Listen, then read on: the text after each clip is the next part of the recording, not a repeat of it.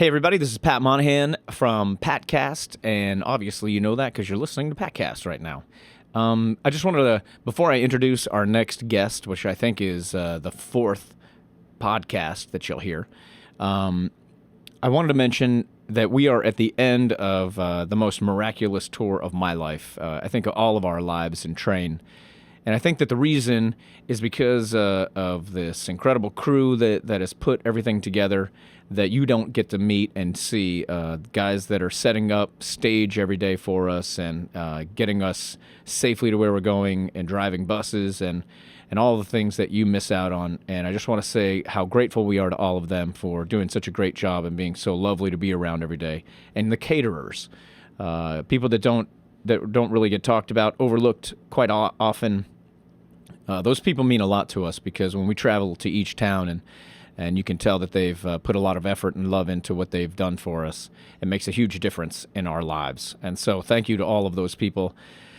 Secondly, thank you to all the bands because the script from Ireland, they're friends, you know. That I hope that they become part of my family. I recently introduced Danny to my sister-in-law, hoping that maybe he'll end up being my brother-in-law. I don't know. Who knows? You never know those things. And then, obviously, Ashley Monroe, who you got to listen to last week, she is going to continue to be one of my dear friends in this business and beyond this business. She's lovely to talk to and write songs with and everything else. And also Jerry and Pergo, who get to be a part of this podcast every week. They make it a lot of fun for me, and I want to thank them for that. And then lastly, this next guest, which I think you'll fall in love with right away, a guy named Gavin DeGraw. I think he also has some Irish in him and a whole lot of other fire and sparks, and I think he eats lightning for breakfast. I don't know what this guy does, but he's an amazing singer and a really cool guy. So why don't you meet him right now? Here he is, Gavin DeGraw on the Patcast. What do you do when nobody's looking? Nobody's looking. What do you do? What do you do when nobody's looking? Nobody's looking at you. You got to get it while the getting is good. Laugh when you can, cry when you should. You got to give it till the giving is gone. Do what you can, then you move on. What do you do when nobody's looking? Nobody's looking. What do you do? What do you do when nobody's looking? Nobody's looking at you. You want to check that mic real quick? I think it's already good, but just all you have to do is sit down. Sit Check down. it. Looks good. Really nice. Hello. Are you gonna get up on it like that? I usually do, but some people talk back here. So whatever you're gonna be. What I do you tend think? to ride it around like a pony in the room Yeah. and sing into its You got ear like what so. you need because he's not gonna be serious for long enough to check the mic. I don't really understand the pony thing, but we're rolling already. So Ponies are like horses, but smaller. Ladies and gentlemen, Now I get it. I don't have much time with him because he's very difficult to be in a room with. Please welcome Gavin DeGraw. Hello, everybody. Amazing. Actually, you're one of the easiest guys Hello. to be around. Really? Why do you think that is? Why do you Thank think you. you have a sense of humor like you do? You make things fun as opposed to like everybody having to walk on eggshells and being stressed around you. That's a nice thing to say, Pat. But it's for real. Like, Thank why you, is bro. it? Because of where you're from or what your family's like or what? Good question. I think that you develop. I think I developed a sense of humor from the people around me. My brother is a very, very funny person. Is he younger or older? He's older. He's about 3.5 years older. I called it 4, just because they're grades, and because he used to beat the shit out of me. Yeah. And your sister used to beat you up too, right? She's Yeah, older than you? because she was like 5 years younger, and she had the lethal left hook. She was 5 years younger. No, she was 6 years older. Oh, really? So So you're the baby of 3. yes, Ah, which that is why I explains- still wear the diaper. I'm the last of 7 kids. It seems like Well, you had a lot- that's a big family. they say that the oldest child is the smartest and the youngest is the most entertaining. Do you feel like Yeah. that makes sense to you? Is your sister the smartest in your family? Like they get Yeah. read So to. anyway, Answer carefully. no, my sister is actually really smart, but I don't know. I don't know if we all necessarily fell in line with the normal statistics. I think each of us has we have very strong opinions. I would say that we all kind of develop very, very strong opinions. I don't know why. I don't know if that came from my dad or my mom, or from a childhood being raised on cartoons. And you're Cartoons have strong opinions. and you're from upstate New York? Yeah, I'm from a small town in the Catskill Mountains in New York State, and You called it a prison city. It's a prison town, yeah. Prison town. Yeah, it is. If you've ever seen, have you seen Dirty Dancing? Yeah, I like that. I like And- to watch that.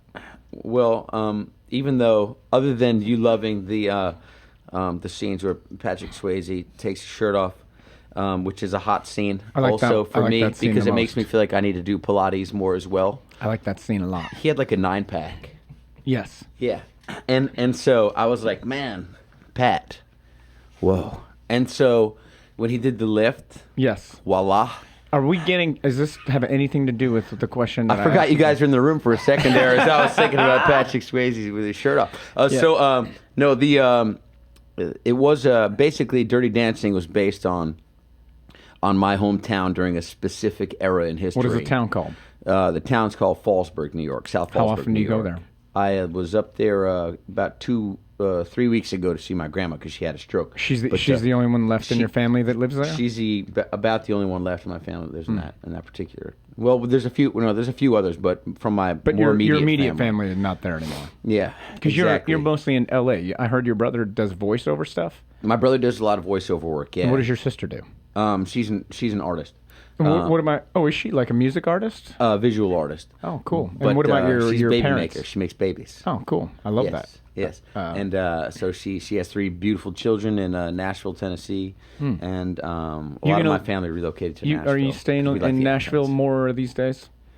I'd like to be. I have a place there, but it's being. I like to say that it's being renovated, although I never got past the demolition phase. Oh, cool. So yeah, You stay in a hotel. basically, yeah. From my last tour, I never got out of my luggage. From Yeah. last time I was on tour, I've been living out. You were out with luggage. Colby Calais, right?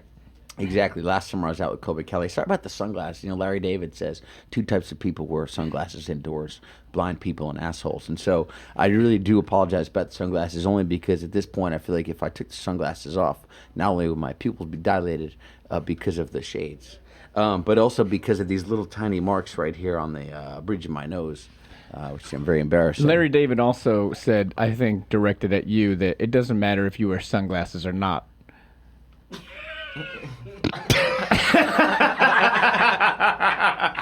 Hey man, this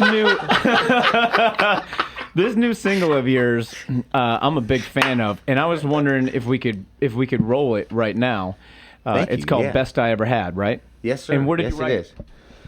I wrote it in Los Angeles with Martin Johnson. Oh, cool. Martin, Martin from Boys Like Girls. Oh, Yep. cool. Yep, Pergo exactly. was he was on tour with Boys Like Girls for a long time. Pergo, you got some stories. You think Martin will do a podcast one day? You got some stuff about that guy. Yeah, he'll do it. Sure. I'm probably not gonna bring Pergo into this anymore because that's Go ahead. That was weird. that was a very unentertaining. I don't want to talk about it. I like right. where you were going, kind of. Well, not Okay. where you were going. Are you? I cool liked your attempt if at where you I were going. sing a verse and a chorus of this song? Are you kidding me? So Absolutely not. Can I So- have verse 2 through the chorus, and then I'll just be your background singer for all the other stuff? I would love you to be my backup singer. All right. Hey, But is it question. cool Before if I- you be my backup singer, Yeah. Can we just go to the girls' wardrobe and put on backup singer clothes? No. Damn. No, we can't. We did Please? that. We did that on Wine Wednesday. We're not going to do it tonight. We can do it tomorrow. Again, Wine Wednesday. Tomorrow's Wine Wednesday. Wait, tomorrow's Wine Wednesday? Tomorrow's Wine Wednesday. Yes. It's not supposed to be on Wednesday. It's not supposed to be on Wednesday. It's no fun. But what about Gavin's tonight? looking at Can't we Fez, put on the? who travels with him, and Fez is like, you are not going on. But if we any go to the Wine girls' thing, we Wednesday." could have Transvestite Tuesday. Hello. No. Man, that does. I'm gonna get into that. We're gonna talk. We're gonna talk No? about that because No. I hear about some Guys. stuff on tour with Gavin DeGraw that I want to get Oh, into. yeah, but Transvestite let's Tuesday's rock the big song right right quick before Wine Wednesday. because Yes. Billy, your guitar player, and Jerry, my friend and guitar player, are ready to rock. Are you ready to go on this? Because your voice has been bothering you. We can't tell, but you It has can. been bothering me. I can't tell. It's been bothering me You're too. very kind. Billy said it's bothering him too. Well, there's two major issues. The one major issue is that yes, and the other one is that early in the day, even though I am a huge Tom Waits fan, I sing a lot like him early in the day. Okay, and this isn't that kind of song, really, that you would ask Tom Waits to chip in on this pop hit. That is particularly true. Well, let's Yes. hit it anyway, and Let's if you do it. suck, it'll just make me sound that much better. Hit it! 1, 2, 3, 4.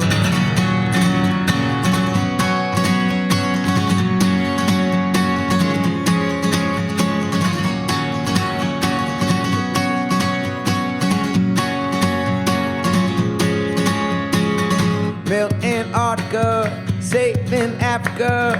I fell down to bruh, and I miss you sometimes. We're at war again, save the world again. You can all join in, but you can't smoke inside. You say, take me home, I can't stand this place, 'cause there's too many hipsters and I just can't relate. You're my neon gypsy, my desert rain. You're my helter-skelter, though how can I explain? You're the best I ever had, and I'm trying not to get stuck in my head. But I read that soul kills you, Jesus saves on the bathroom wall where I saw your name. You're the best I ever had. I won't be the same.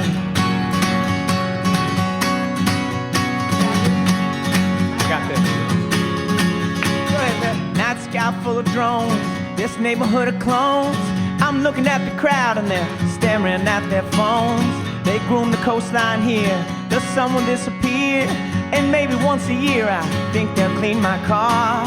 Caught my reflection, dropped the call. I've been medicating with cigarettes and alcohol. I got vertigo, no I can't see straight. I got obligations, so I'm usually late. But you're the best I ever had, and I'm trying not to get stuck in my head. But I think I dropped my wallet and Santa Fe lost the only picture I had of you that day. And you're the best I ever had. I won't be the same. Sounded good, man. It's all I right. take my job, hey West Virginia, hey North Dakota. I think I love you, but don't even know it. Hey Massachusetts, hey Minnesota. I think I love you, but don't even know ya. Hey Carolina, hey Oklahoma. I think I love you, but don't even know ya. Hey Alabama, hey California. I think I love you, but don't even know you're the best I ever had. And I'm trying not to get stuck in my head. But I passed the lonely sign on the interstate saying, find someone for it gets too late. You're the best I ever had. I won't be the same. Oh, I think I love you. I won't be the same. Hey Massachusetts, hey Minnesota. I think I love you. I won't be the same. Yeah, I won't be the same. Yeah, I won't be the same after hearing Pat sing my song better than me. Man, that sounds great, dude. You're such a great singer. Like I really believe that. I believe like you're one of the best singers around, and I really appreciate same to you, man. Thank being you. on tour with you. Is such a pleasure because I get to hear you. I'm a fan of it, but you're awesome backstage as well. That's why I love doing the Wait every night with you and Danny and everybody, and also Ashley, because it's like people are commenting to us about this whole tour. They're like, you guys have never been happier, but everyone is like acting on stage like this is the best time they've ever had, and then you guys finish the night with this camaraderie and it's like not pretend. Absolutely. It's like real. It's real. I think you guys are all having Absolutely. fun, but it's we've all been on tours where there's funny, political, weird stuff, and it's more competitive. Like I'm not competing with you guys. I'm rooting for you. I want everybody to be playing stadiums in the next year. You know. Same here.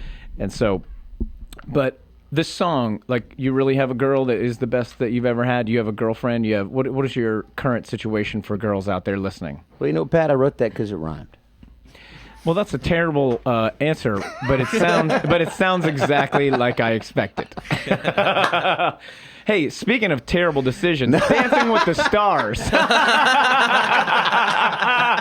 What in the hell are you talking about, bro?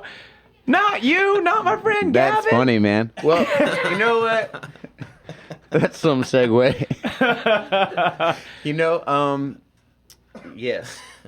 Dancing with the Stars was the most difficult thing I ever did. Well, it was cool that you did it. I mean, It was tough. and you have made a lot of fans. You know, Yeah, like, yeah, it was really effective, and it came at a very very amazing time. I had met who ended up being my partner on the show. I'd met her a few years earlier at a private event we did, and when she reached out to me about the show, I was out riding motorbikes with a buddy of mine, with this NASCAR driver buddy of mine named Brian Vickers. We go out, we do our guy stuff together, and I got this message, and it was like the least like guy thing I've ever done. You know what I mean? Like dude thing, you know? Yeah. Because I just don't dance, and I was always like, I was the guy who stood at the end of the bar, watched people dance, and Yeah. you know what I mean? Like most musicians are. Yeah, yeah. It was like, no. You know, I would think, you know, I'd like talk down about it and stuff like that just because I couldn't do it, you know? Sure. And so my buddy challenged me to do it. He said, man, if you do it, I'll do it. If you do it, I'll do it. You know, Brian's saying to me, if you do the dance thing, I'll do the dance thing. I was like, all right. So if I do it, you'll do it. If you do it, I'll do it. I said, okay, I'll do it. Sign my paperwork. I don't remember seeing him on the show. Exactly. Exactly. So then he reaches out Man, to me. you got con, man. I got con. And so he reaches My out to manager me. said this was a terrible decision, so I will not be joining you. But he goes, no can do, bro. Sorry. See you on the show. No And so like can every do. week, Man. every week I'd hear from him, be like, yeah, man, it's that tricky left foot on that one turn, huh? You know, I'd be like, damn you, Brian, you know? So, but it was funny, and that personal thing was funny, but the show itself was incredibly challenging, and at the same time, it was the single most invigorating moment maybe of my life, getting through the first dance the first week, because it was just so, it was fish out of water, you know what I mean? It's not nothing I do. My prior to that, my whole career was sitting behind a piano singing into Would a you do microphone. it again? You know what I mean? I would do it again. Oh, that's cool. I would do it again because it was so insane. Yeah. Even though it was nothing what I expected. I expected it to be a bunch of people literally hanging out backstage, drinking prom punch, and maybe practicing, 15 minutes a day But it and was telling jokes about the grueling, business, right? you know? Oh, it was insane. Yeah. But it was a great community of people, and I happened to be on Who won that year? Donald Driver. From the Packers, great football player, great guy, who I keep in touch with very regularly, and he just is releasing a book right now. Actually, he just wrote a book, and so it was a really great community. Did you of people. tell Donald that you knew me? Was he pretty psyched about that too? When one morning, This is going to be a terrible story. yeah. And you don't have to bullshit. Remember me. when we were saving the planet and we showered together that time? No, I don't. No, you remember that? Okay, so I was no. It's on Wine yeah, Wednesday. I was like, let's It was Wine Wednesday. Let's conserve oh, yeah, I do water. crazy shit on Wine Wednesday. Yeah. So anyway, it was a really great community of people to be on with. You know, Yeah. Glass And did- Knight was on it. where Martina did you Navratilova tape? was on it. I mean, it was really. I happened to be on a really kind of a really You great taped in opportunity. L.A., right? Sherry Shepard. We taped it in L.A., but we were on tour the whole time. So Oh my God, really? Yeah, it was brutal. So Karina would come out on tour with us, and we'd do fly dates and on the bus, and we'd be dancing in the parking lot of random studios during the Oh. day.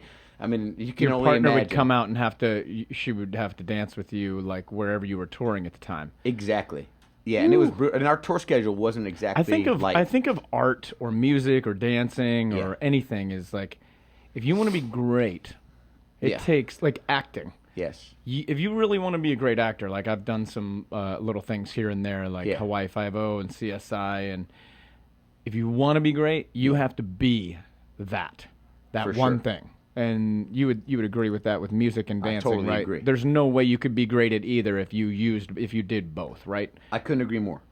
Honestly, I think that it takes full dedication, and it's funny because when I was a kid, I really decided to play music. I pretty much burned every bridge as far as opportunity was concerned for me beyond music. You know, like anything that I had interest in, I put that all completely aside. You know, People don't realize that when you're young. Like a lot of parents would be like, "Okay, Gavin, you can go do this stupid little hobby Your as little long hobby." as you have something to fall back on." Right. Because they don't realize like medical school. if you right. exactly. And they don't realize that if you want to be anything, Yeah. like really, especially in this very competitive world, I mean, there are Sure. billions of people now trying to get everybody's job. Absolutely.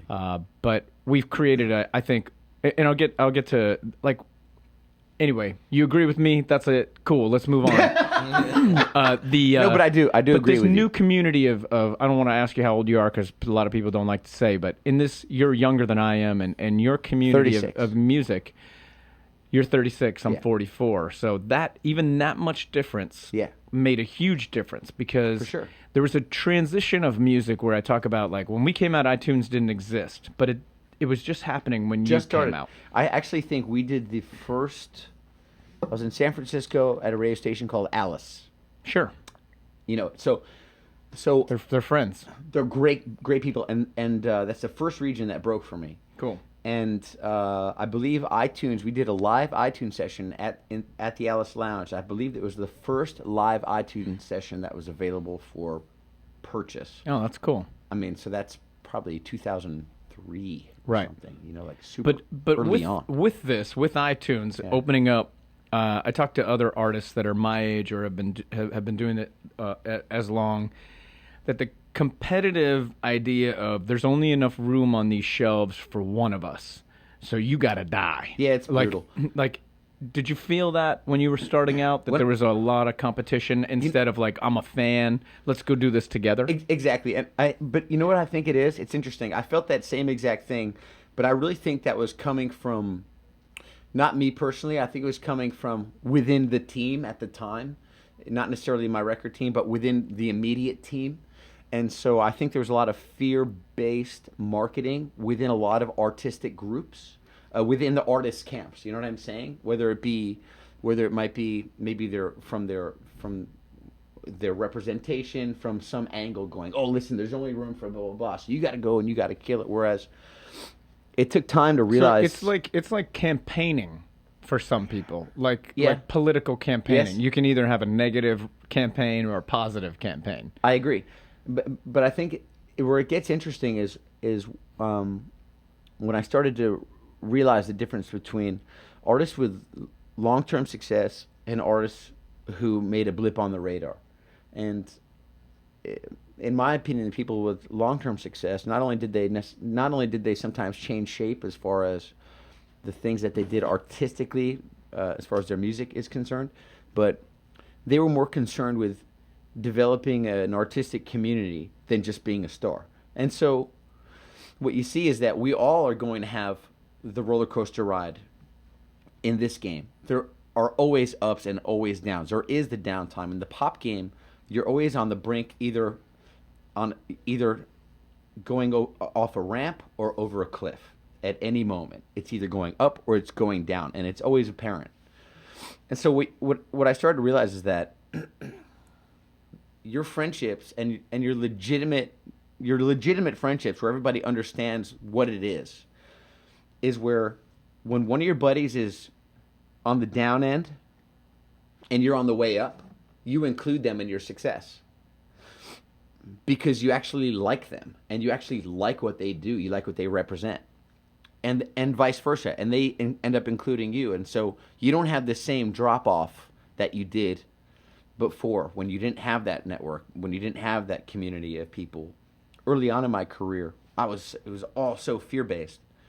Oh man, I gotta get there. I gotta kill it. I'm gonna be better than everything. Blah blah. Yeah, because it could be over tomorrow. Because it can be over tomorrow. Yeah, and there was this incredible weight on me, and but that was coming from within, Then it took me a moment to realize the value of building the community of it, and realize that someone else's success is also your success. The reality that someone in your genre having success is also your success because they're keeping your genre alive. Don't you think that the hip hop world taught us that? Exactly. That's where I based it out Yeah, of. because I always country. I always talk about that. Yeah, I wasn't as familiar with country back then. Yeah. But I always talked about like this hip hop community is so smart because they're allowing each other to go further together. It's like they're creating a team instead of competing against one another. They're helping build each other up. They're stepping on each other to get up, and it was very smart. So I think that totally agree. Our genre is finally getting that, but we're doing it differently. It's not like, hey, come and be on my record. It's like,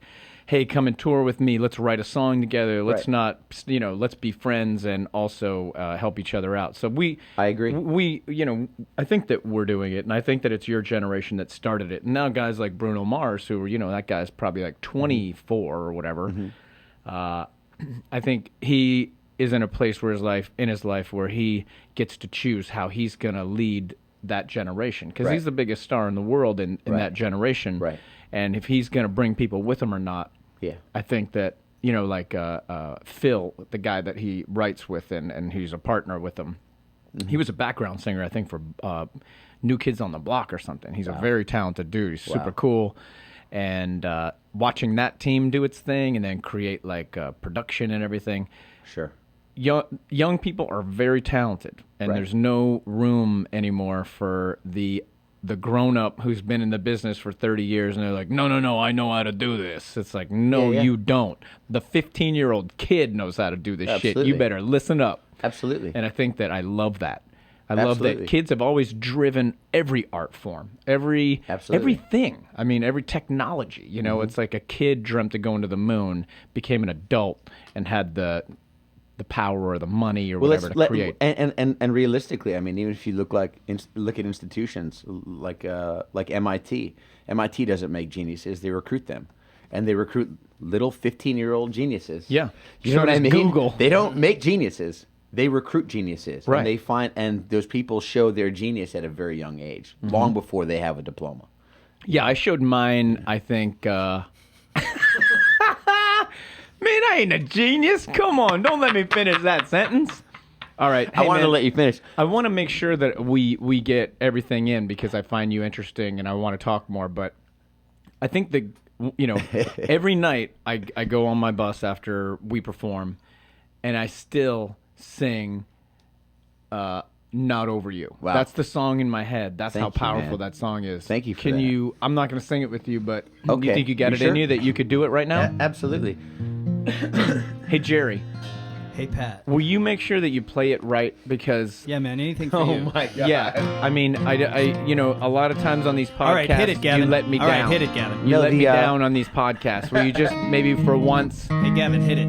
Are there any No, openings? but the Are there any openings in your band? oh my God.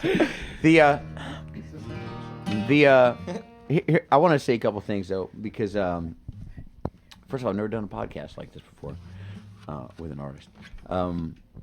I think it's important that I say this to you while I have you here, while you have me here. I've never seen an artist, a headliner, as generous with their stage as you. Oh, cool. Never in my life. Well, thanks. Not ever, honestly. Well, because I am a fan. Like I'm a fan of thank you for guys. that. And we're fans. And I'm such a fan of your singing. I love when we really do the am. wait and then you do your verse and then every girl in the whole place explodes and you don't see me, but I'm over there making faces like, oh, I'm Gavin DeGraw. And I do it for everybody on the side of the stage and they're all like, ah! Because everybody's like, ah, Gavin. And I'm like, so don't thank me too much. It's still fun, man.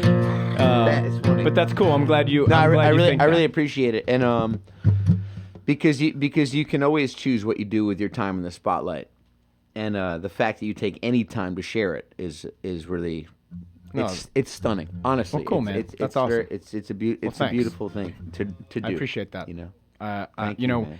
my father turned me on to maybe my favorite songwriter of all time. His name is Johnny Mercer.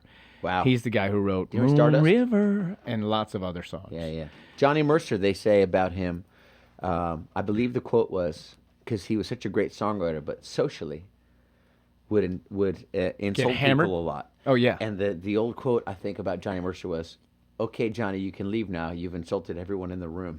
But But he would write things like Moonglow and I think these are the songs he wrote. I don't remember his entire catalog, but he was a really special writer. But there's a lot of quotes about him because he would get drunk and it was like poison to him, which is something else I'm familiar with. But Yeah.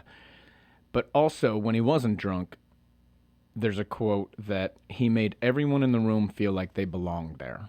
That's a and nice thing. that That's a is nice thing to something do. that when it's my time to disappear from the planet, if somebody could say something like that, that would be the highest compliment. Yeah, I just want it's a everybody to beautiful feel thing like, to say. except for Fez, I'd like Right. for Fez, Clearly. I'd like for Fez to leave right away, but everybody else, I'd like to stay. You know what I'm saying? I feel you. No, I understand, man. I understand. Well, don't go disappearing just yet. I almost, I'm waiting for everybody to fall asleep. all right, enough being an asshole. Let's do it. Thank you, bro.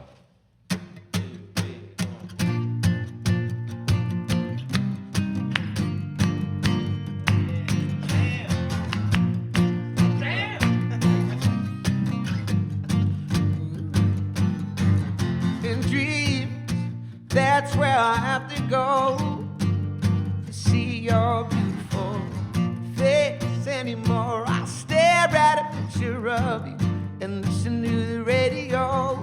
Hope there's a conversation. We both admit we had it good. But until then, it's alienation. I know that much is understood. And I realize if you ask me how I'm doing, I would say I'm doing just fine. I would lie and say that you're not on my mind. But I go out and I sit down at a table set for two. And finally I'm forced to face the truth. No matter what you say, I'm not over you. Not over you. And damn girl, you do it well. And I thought you were innocent. Took this heart and put it through hell. But still you're magnificent. I'm a boomerang. Doesn't matter how you throw me. Turn around and I'm back in the game. Even better than the old me. But I'm not even close without you. If you ask me how I'm doing, I would say I'm doing just fine.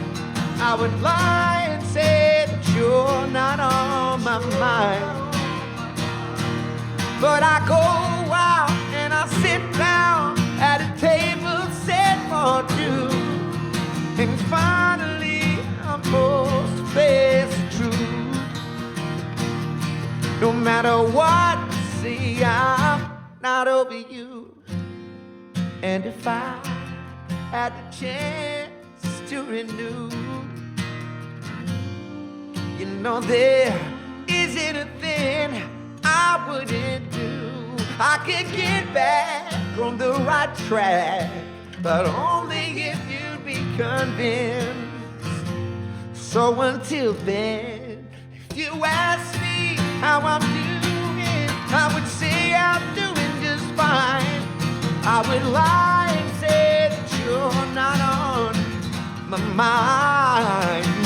But I go out and I sit down at a table set for two, and finally I'm forced to face the truth. No matter what, see, I'm not over you.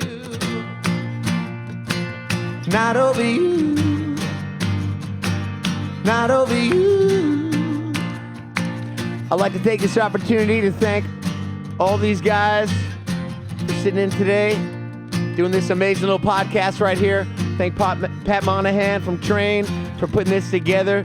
Jerry, Billy, The podcast Burgo, is not over, dude. Fez, This is not. It's not over. that guy with the camera. You got to stop thanking people. I'm not done. I'm gonna ride this thing out like a You can't. This isn't the end of the show. You can't start doing that. I want to thank everybody for coming up tonight. Can we Hey, start? hold on a Can we second, start the man. podcast with that part then? We still got Thanks for 3 coming out, hours to guys. go. You can't end with. It's like, he decided he's marathon. done. He decided he's done. He's just, that's it. That's all you get. Man, a song this good, you can't say nothing after the song because the song is the climax of all greatness. All right, I'm just gonna. Say nothing after this. I want to finish up by asking you first about you have a couple of bars, right? A couple bars, You have yeah. a bar in New York and one in Nashville. One in New York, one in Nashville. What is it called? It's called the National Underground. And Yeah. is it only a bar?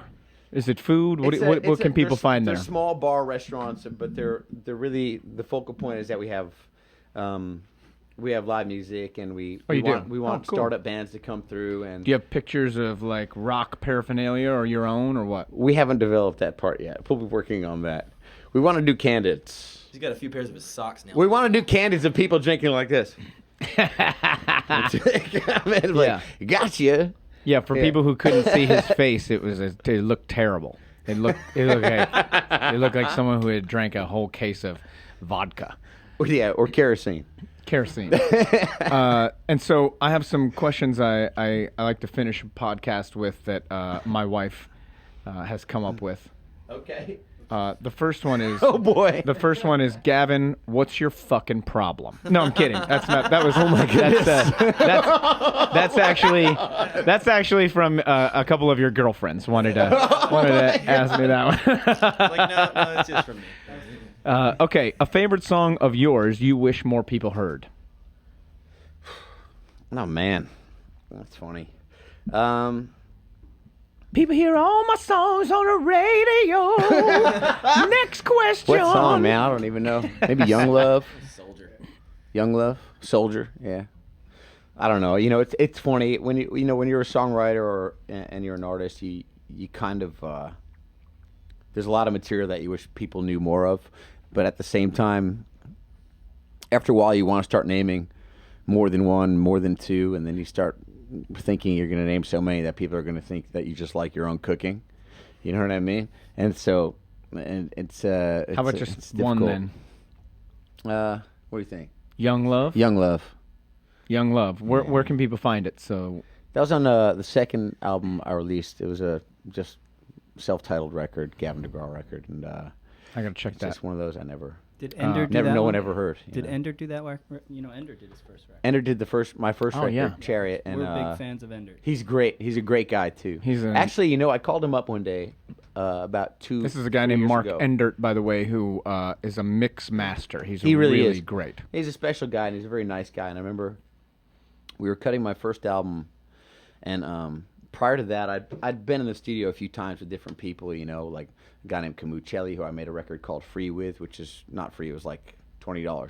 But and then I worked with Nile Rodgers early on before we ever did my major release, and so when I got in the studio with Mark, I was really still very very new with that sort of environment. You know, I was a bar guy. You know, I played in bars. You know, I was used to people getting hammered and smoking, and I was used to one or two other people playing one or two or three other people, and being in a more constructed environment. I remember it just didn't sound like I was used to. And I would give Mark a hard time going, can you make it sound more like this and more like that? And I could tell what he was looking at me thinking, you're used to a really crappy sound is what you're used to. You know what I mean? Yeah. And I remember a few years ago I called him up because I hadn't spoken to him in so long. And I said, hey, Mark, it's Gavin DeGraw. He goes, oh, hey, Gavin. Oh, my God. I can't believe you're calling me, Like, how are you, And I said, I'm good. I was calling because I want to apologize to you. He was like, what? Apologize for what? I said, I want to apologize to you because now that I've been doing this for a while, I can only imagine how difficult it must have been working with me coming out of bar rooms and you trying to make an album that people could listen to,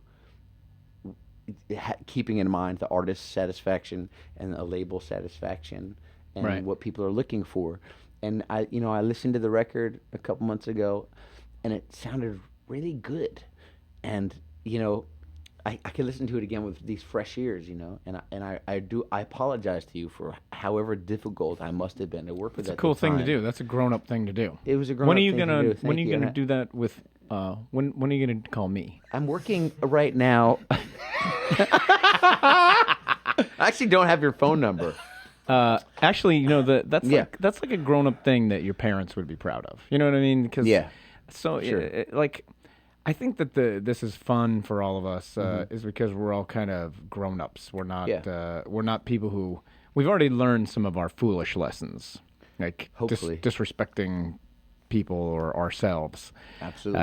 And that's a cool thing that you did, and that's going to last a lot longer for Mark than had you just been a decent guy or listened to him the whole time, I should say, because you're always a decent guy. But maybe had you listened to him, it shows that you care about what your art is. So you're giving him a tough time because that's what happens in this whole process. Yeah. And then years Sure. later, you go, "Hey, man, you were right." I'm sure he's never gotten that call before, and it Maybe. takes a pretty mature grown up to do that. Thank you, bro. I appreciate it. Yeah, It dude. meant a lot to me because it's something that weighed on me. When you think back to those moments in your life, whether there were one instant or a period of your life where you think, I overreacted or I didn't like how I handled a certain situation or Yes. whatever it is, Never felt like that. Jerry has some There some isn't ever issues. to any kind of those feelings. Yeah, When Billy- you sober Billy's up right and about you that. tap back into that, Yeah, when Yeah. you sober up. Hey, let me keep going because I have more stuff. A favorite unknown song by someone else that you'd like people to hear. favorite unknown song. Yeah, something that is magical to you, Nina Simone, or something that no one's heard, or even a young artist that you know. There's a great Bonnie Raitt song. Let me. I just want to make sure I get the title right. It goes, "Well, I'm calling Nobody's ever heard you."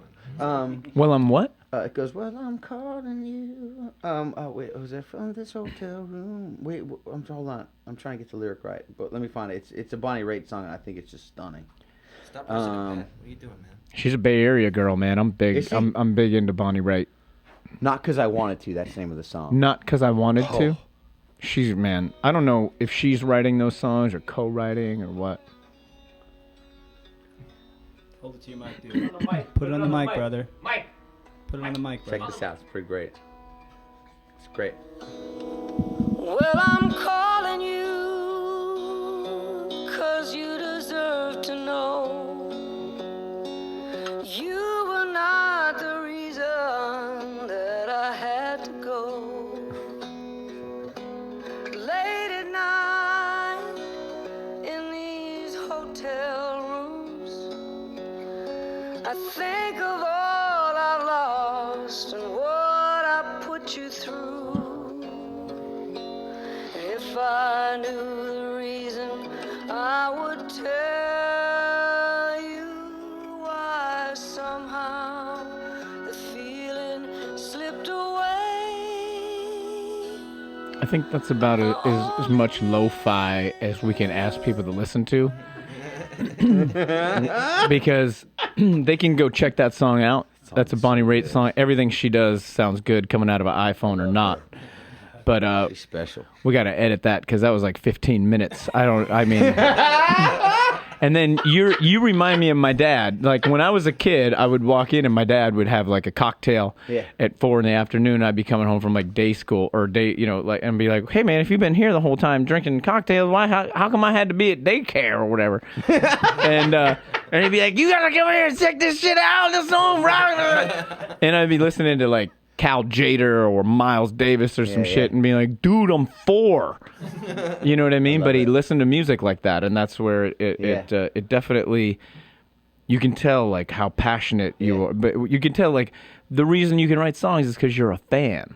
Like you have to be a fan first, you know. You gotta be a fan. Everyone's a fan first. And You've got to be. That's a funny thing, I mean, I used to come home. My dad was a musician. My mom was a musician, and but my dad, he played professionally for a long time, and man, that was my entertainment. He was my first music idol, He had that's this cool. old Gibson, and man, he would just play me all these old songs. His whole generation of music. The whole. Are you David Irish? Bowie. You from Irish descent? My dad's Irish Catholic. You gotta Yeah. tell Pat what your dad. That's what mixed. that's what about. your dad ended up doing in your town that you grew up in, though. Real quick. My dad was a prison guard. Yeah, Yeah. I knew that. Your sense of humor reminds me of a friend that I grew up with, and his name is Kurt Caesar in Erie, PA. Yeah.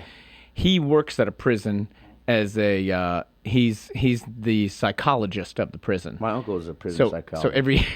every other week he's like, "Man, you won't believe what a dude did today," and Exactly. it's incredible. Yeah, absolutely. And Like they called this guy they called the guy Sun Kissed, right? Yeah. Because he put an orange somewhere, but then so he was walking around, and then he was like, "I don't feel so good," and he died in prison because they couldn't get the orange out of him. wow, it's one of these things, and I think maybe that's. We I can think edit that that's- too. Then other than this smoothie maker, Smoothie maker. I think that's funny. It's weird because I think that I was exposed because of the environment I was in. You're growing up with a lot of like inmates' kids, officers' kids. It creates you see a lot of things, and I think that's where I developed a bit of an outrageous sense of humor because nothing is surprising to me anymore. Right. You know what I mean? Yes. And everything I can make a joke about just about anything. Yeah. Just because I'm just expecting another catastrophic piece of information at any point. You know what I mean? I'm Yeah. like, wow, cool. Well, I Right. won't even. I'll tell you when we're done with the interview. I'll tell you about my week. Yeah, and it's. Oh no! After this interview, yeah. I'd rather not talk to you for the rest of the tour. Because I'm making smoothies right now. Man, you are one of the most interesting guys I know. You got a lot of good stories, but I just want to finish up with these last couple questions because I think it's interesting for people to end with a musical note, knowing what you're interested in. But is there a most memorable gig that you'd like to forget? Oh, man, I can't. There have been a lot of horror story shows. When I was playing shows, I remember when I was carving my teeth in New York. Fez right here, he was a manager of a restaurant that I used to be the piano player at. Right, I used to play and sing, and I remember he said, "If you ever get famous, call me. I'll come out and work for you." And I remember I got a record deal, and I called him up, and he had moved to Miami. I said, "Yo, I got a record deal." Blah, blah, blah. He's like, "Cool. I'm quitting my job right now. I'm coming out on the road." Oh, cool. Yeah. But I know that he remembers the days when I literally, if I heard chatter in the room when I was playing a show, like in the middle of a song, I would stop in the middle of the song sometimes and be like, "Hey, you, shut up." Wow. You know what I mean? On the microphone. That's incredible. Get out of here. You know what I mean? People are awesome. listening. You're ruining my show. Wow. You know what I mean? I would get really. I was so personally affected by the room, and that was. I played every possible type of place you could imagine, as I'm sure you have, and I could never, because if I would have done that, anyone, including a 7-year-old girl, would have been like, how about I come over there and beat your ass? Because I can't beat anybody up. I'm very small. But you... Me neither. I hug it out. Yeah, I'm pretty sure you don't hug it out. You're a little bit more like Elvis Presley than I am, which I can appreciate. Is there an idol? Is there an idol of yours that you're afraid to meet? I think it's a good question because you heard like the horror stories of Bob Dylan meeting his idol and feeling like he'd never want to meet another one of his idols again. You know what I mean? Is there somebody you're afraid that if you met, you'd be like, oh, that's too bad. I gotta get rid of all those songs off my iPod. No, No? I think that I've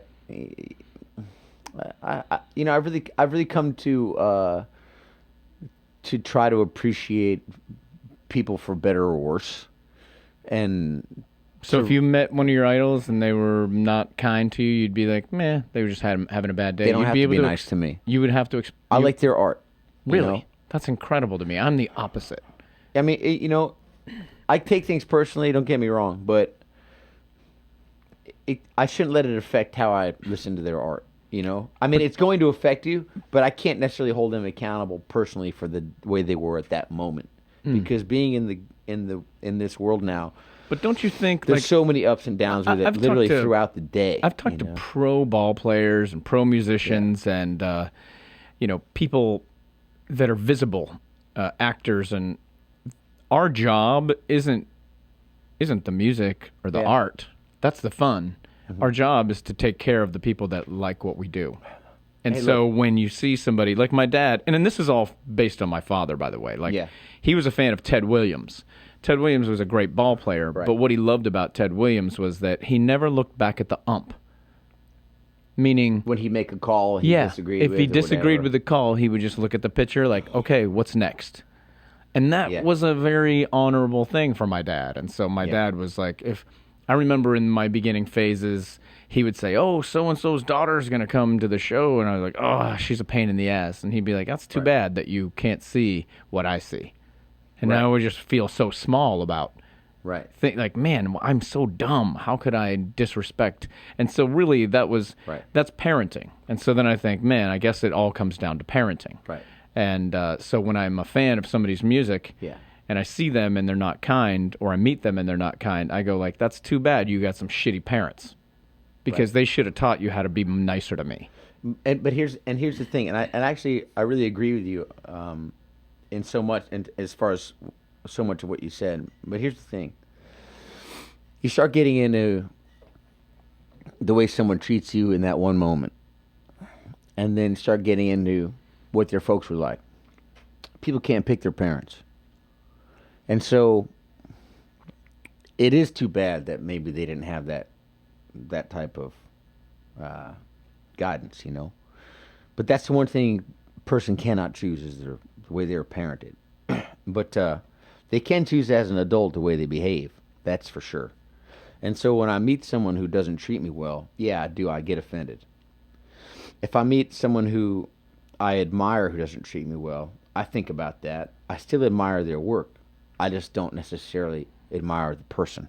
And so there's people I'm big fans of who I think are great artists, but absolute losers as far as who they are personally. And I have to separate the two. Or even when you watch people who are really outspoken politically, and you may disagree with them, but you still like their movies, or you still like their songs, whether it be a country artist or a rapper or a movie star or a director or whatever. They may have opinions that you disagree with, or they may say something that you actually strongly disagree with, and you're thinking, I feel totally opposite of you, but I still admire them for their craft and well, I think that's that's cool that you can do that.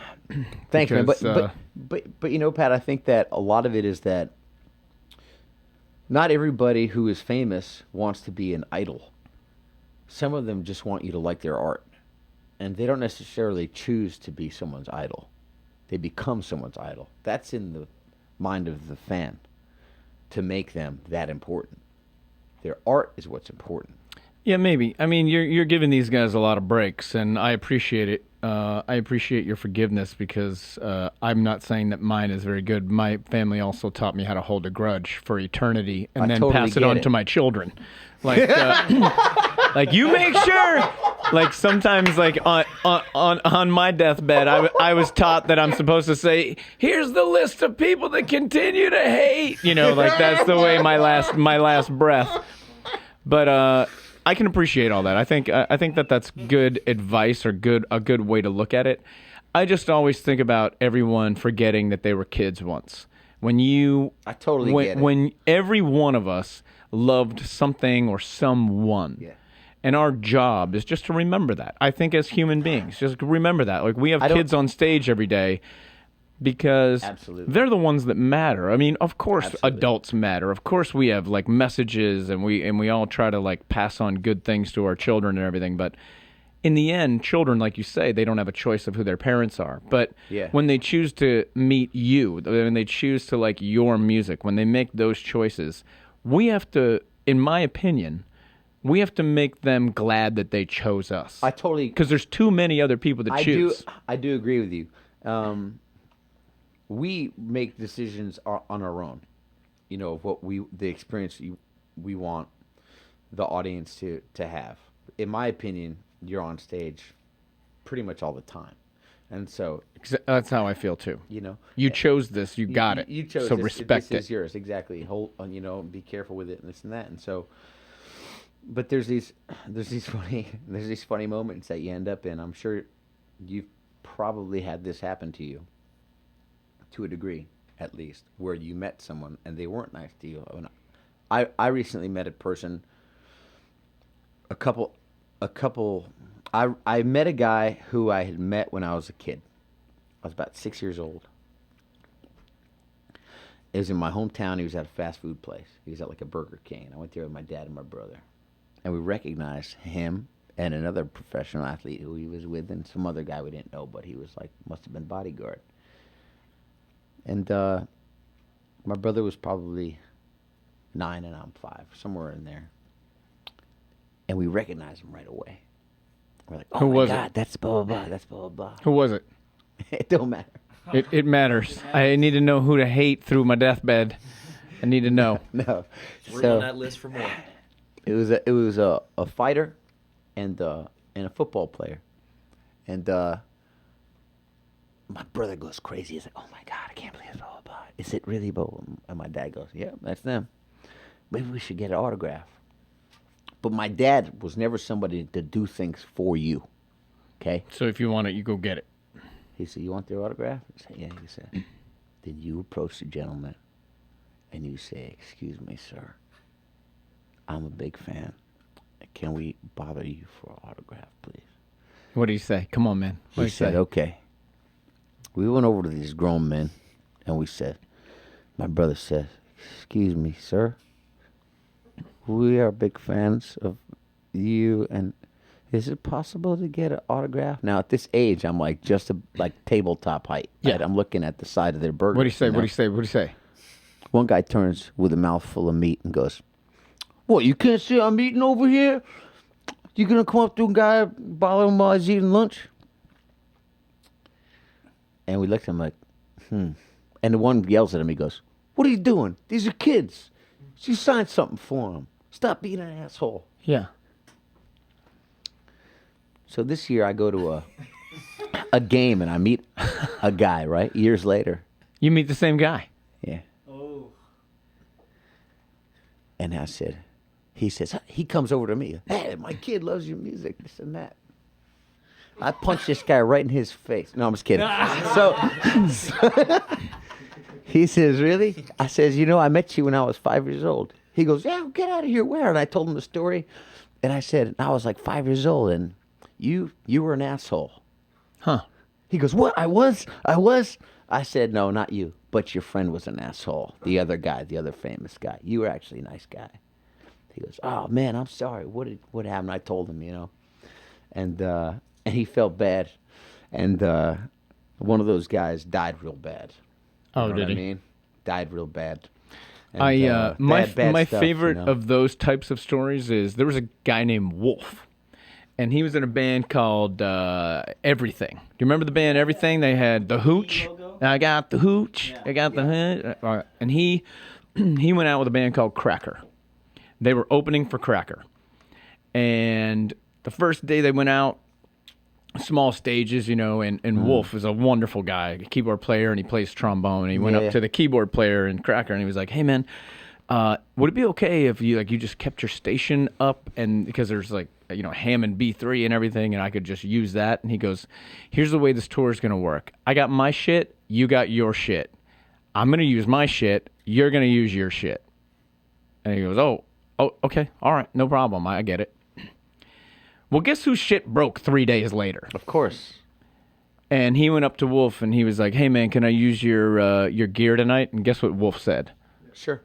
He said, "Yes, yes you can," because he had to teach the guy what it was like to have manners. Yeah. You know what I mean? Like, I'm going to be lovely to you because you don't know how to be. Yeah. And so I love that story. And now just my last question to you, Gavin, because we'll reconvene another time. Yeah. Because you have lots of stories, and by the time I see you next, you're going to have a whole world of stuff to say. But my last question Are you is, kicking me off the tour? what is, like, if you had to think about all of the podcast interviews you've ever done, which one would you say was your favorite? There was one way before this. Fuck that one. What about this one? This is great. You know what's funny is that you're a really good interviewer. And I think the reason you're a good interviewer is probably because you've done so many of them that you've figured out how to not have a horrible one. You know, you have a career at this point. You've been doing this a long Right. time. You have a lot to say. You have a lot of things that have happened. We haven't even touched on most of them. No. And you also have a lot of great songs. So Thank how you, do I bro. get Same to a you, couple man. of songs and a little bit of information so that, you know, hopefully it'll be helpful to you and people that, you know, don't know this new song or don't know more about you can get to know you and be like, man, I'm a big fan of that Right, guy. or I don't know why I ever listened to that guy because Exactly. now I really hate him. You may have lost a lot of fans true. with this. That's impossible. All right, everybody. Gavin DeGraw, his great guitar player, Billy. Billy, what's your last name? Norris. I'm just kidding, Yes, man. I thank don't care what your last name is. Jesus, you're nuts. Anyway, that was an awesome time. Thanks so much for being here, guys. And Thank you, we'll man. see you Really- tonight really on appreciate stage. it, man. Thanks. See you up there.